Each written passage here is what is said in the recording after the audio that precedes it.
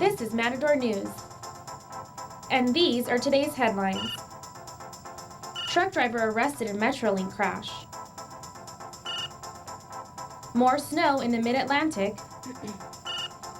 And middle school students come to CSUN for Macbeth.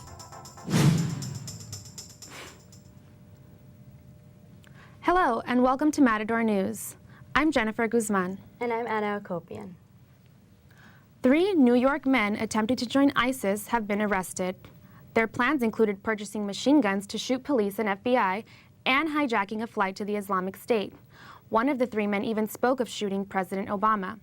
Authorities say the suspects face charges that include providing material support for terrorists. Security officials are warning that the use of the web for ISIS recruitment tactics is becoming a huge problem. Matador News reporter Victor Park is live in the newsroom with the latest on the Metrolink crash. Thanks, Anna. Oxnard Police has identified the driver as 54-year-old Jose Ramirez of Arizona. He has been arrested on felony hit-and-run charges. Police say they found him disoriented and walking about 1.5 miles away from the crash site. Now, this was a very chaotic scene yesterday morning. Investigators and fire officials were trying to figure all this out. Take a look. Officials are still here and will continue to be here at least until Thursday. Now let me show you what investigators are describing as a very complicated scene. You have a burnout truck and 3 cars tipped over. Investigators say the train was headed south when it collided with the truck. Initially, there were 28 people taken to the hospital. The accident could have been far more catastrophic, but Metrolink tells us that isn't the case because the trains involved are equipped with crumble resistance technology. All of our cab cars and 2/3 of our passenger cars are equipped with what's known as crash energy management technology. Basically, they're equipped with a series of safety features to help absorb the impact of a crash. The front end of the cab car, for example, has the equivalent of a crumple bumper. So the bumper or the front end of the cab car is designed to crumple by nature to help absorb the energy of that collision. Now, we've just learned this morning that truck driver Ramirez has received several driving violation convictions, including a DUI in 1998.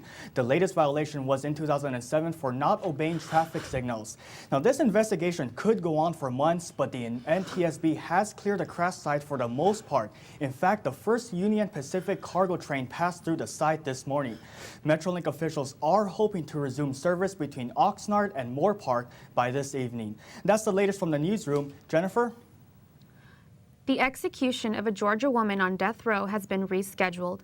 47-year-old Kelly Renee Gissendanner was convicted for the murder of her husband in 1997. She will be lethally injected at 7 Monday night at the Georgia Diagnostic and Classification State Prison in Jackson. The Death Penalty Information Center says only 15 women have been executed in the U.S. since 1977. She will be the first woman to be executed in Georgia in almost 70 years. Jurors who found American sniper killer Eddie Ray Routh guilty are speaking out on their decision.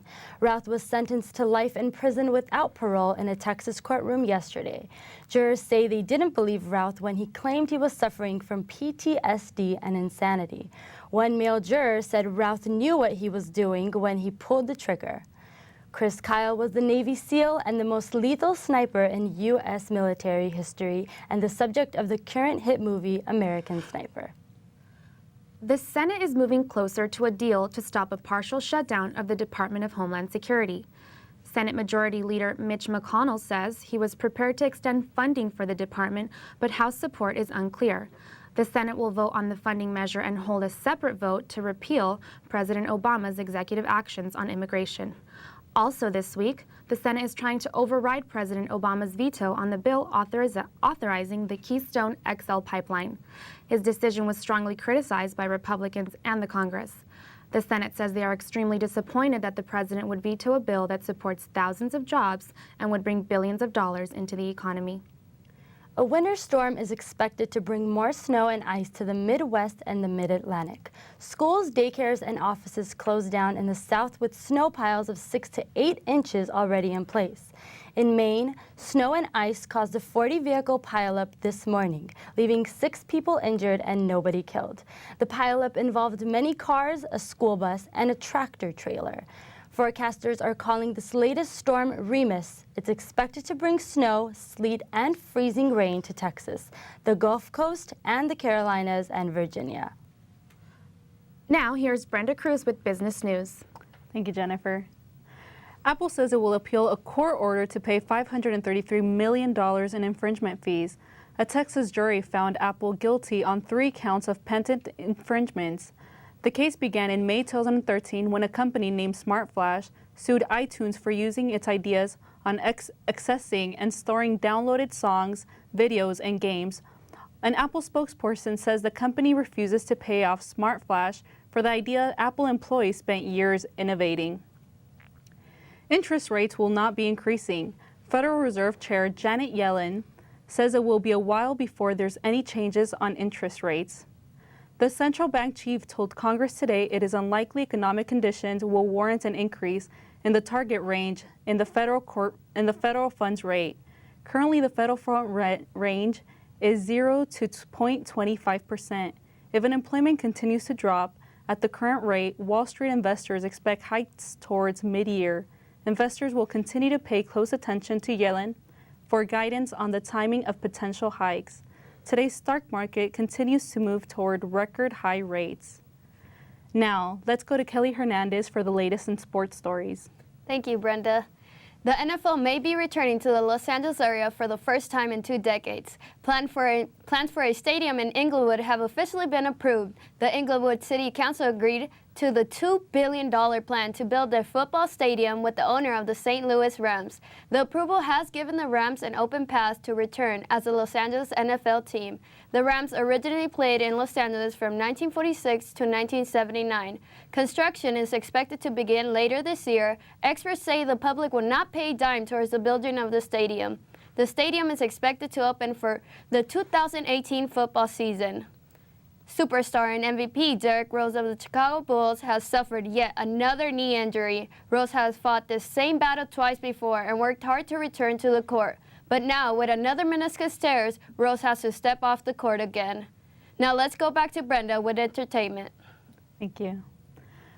Apple products will play a starring role in tonight's episode of Modern Family. The episode was filmed using an Apple computer, iPhones, and iPads. Co-creator Steve Levitan said, and I quote, "Why shoot the episode with our sophisticated and ridiculously expensive cameras only to have to run it through some process to make it look exactly like an iPhone?" Levitan says that this is not the first time iOS footage has been used on the show. He says he has snuck in some iPhone footage before. No one noticed the difference. CSUN is hosting the classic play Macbeth. It is directed and edited by Professor Christine Menzies. Cast and crew members say they like how the Shakespearean play is looking to involve the community. I loved it. It was a lot of fun working on the show.